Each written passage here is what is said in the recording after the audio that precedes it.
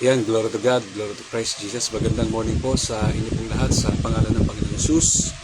At sa oras na ito, ayan, tayo po ay umawit sa Panginoon ng awiting papurit pagsamba. Ayan, samahan niyo po ako at nawa ngayong umagang ito, tignan po tayo ng pagpapala ng Panginoon Jesus. So, ang Diyos po ay karapat dapat na purihin at sambahin. Kaya siya po ay atin pong awitan. Siya po ay atin pong papurihan. At bago po sa awitin, ngayong umagang ito naawit ng papurit pagsamba, dito po sa Psalm chapter 113 verse 3, ganito po ang sinasabi ng Word of God according to New International Version, and it says like this: Psalm 113 verse 3, as I read, "From the rising of the sun to the place where it sets, the name of the Lord is to be praised." At sa wikang sarili, sa ASND, which simply means ang salita ng Diyos, ganito pong sinasabi ng aklat ng mga awit, ayon po sa pagsulat ni Haring David. Mula sa pagsikat hanggang sa paglubog ng araw, ang pangalan ng Panginoon ay dapat papurihan. So yan po yung buong katotohanan, that the name of the Lord is to be praised. No, sa umaga, sa tanghali, sa hapon at gabi. Kaya sa oras na ito, tayo po ay umawit ng pagsambang awitin sa Panginoon. Huwag tayong magsawa sa pagkakarapat dapat siya. Yes, Lord. Thank you, Jesus. Di ako magsasawang purihin ka, Panginoon, sa pagkakarapat dapat ka. Sa umaga pagkagising, ngalan mo'y pupurihin. Ang puso ko'y laging may awit para sa'yo.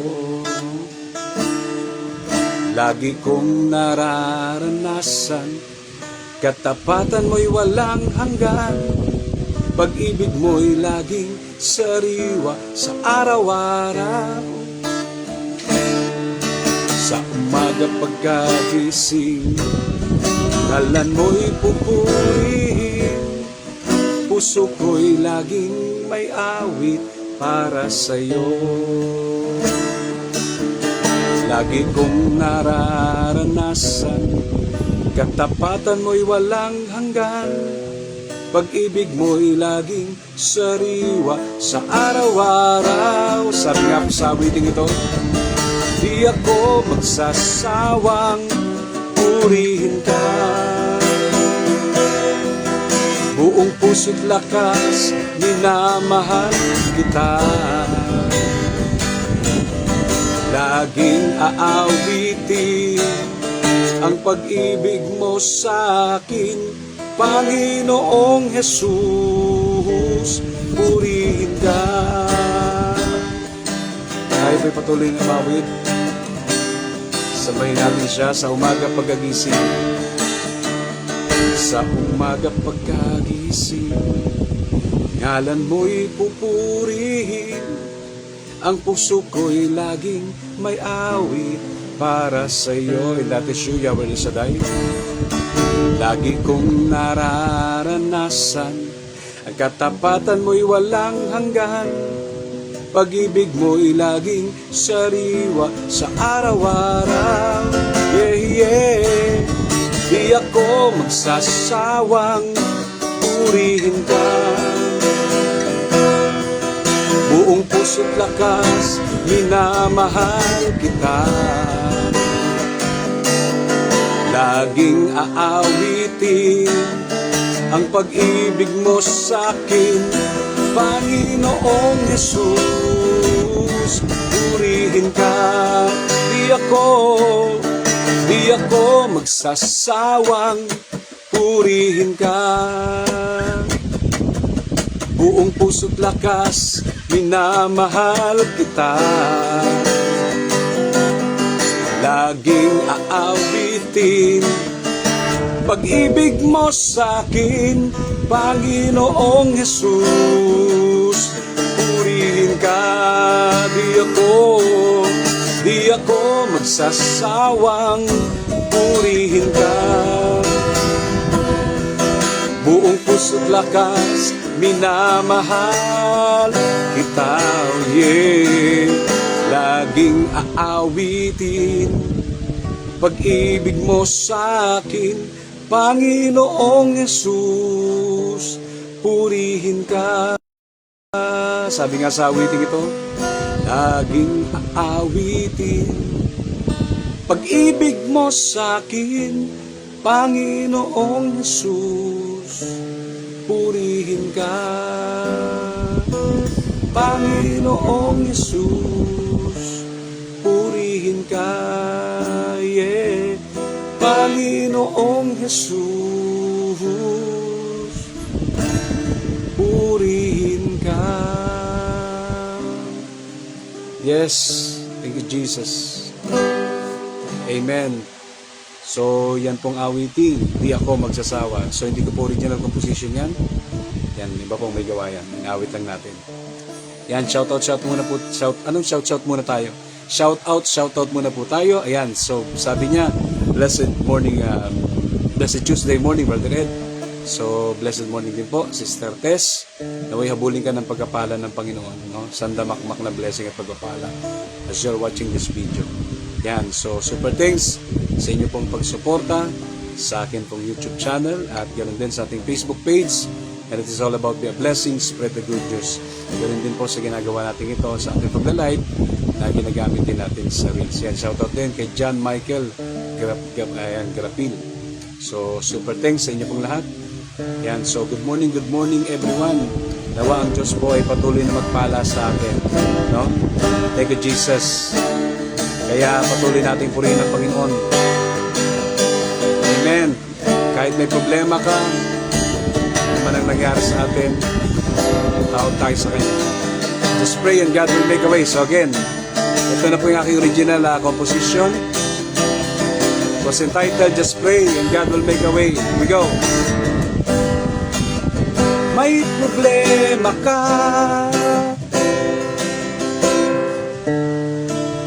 tawag ka sa Kanya. Siyempre, di sa Bombay yeah.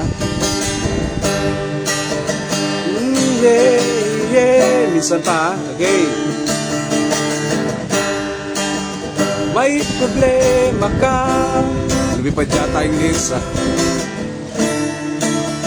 tawag ka sa Kanya.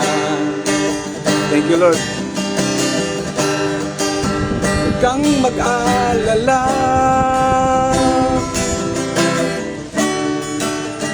tutugunin ka niya.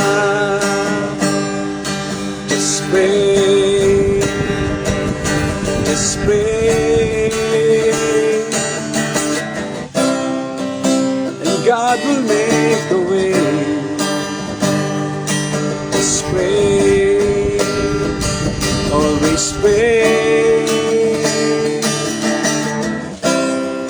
surely God will make a way. Tuloy tayong umawit sa Lord. Amen. May karamdaman ka, anong dapat natin gawin? Tawag ka sa Kanya. Tawag tayo sa Lord. Jeremiah 2 verse 3. At huwag kang mag-alala. Bakit? Sapagkat sabi nga sa awiting ito, pagkat tutugunin ka niya.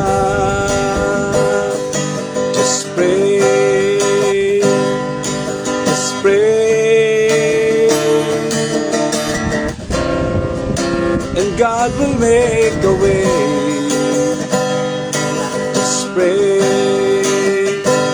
always pray, and God will make a way. Amen. May problema ka, tawag ka sa Kanya. Huwag kang mag-alala, do not worry, pagkat tutugunin ka niya. Sabi nga sa awiting ito, just pray, always pray, and God will make a way. Just pray, always pray, and God will make a way, and God will make a way. Surely God will make a way. Yan, so yan ang dapat natin gawin, no? Kung tayo may sakit, karamdaman, pangailangan man, tayo ay mag-pray. Yan. Katulad nito, no? Yan, napigtas yung ating isang kwerdas. Ayan, kaya medyo nag-iba yung tono. So super thanks po everyone for your watching. Ayan, this live video. Yan. So mabuhay po ang Panginoong Sus at lagi po siya mabuhay sa ating lahat. God bless you more and more at salamat po sa inyo pong panonood. Yan. Great and blessed Tuesday everyone. Thank you Lord.